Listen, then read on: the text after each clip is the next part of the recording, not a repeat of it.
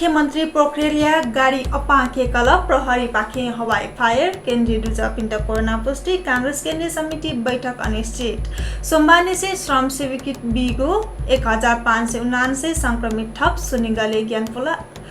पेकागु virtual Newa हाईको वाचन को चालक किपुया इंद्रायणी परिवार क्लब में हाक्न मीम कुमार याटाहे लेला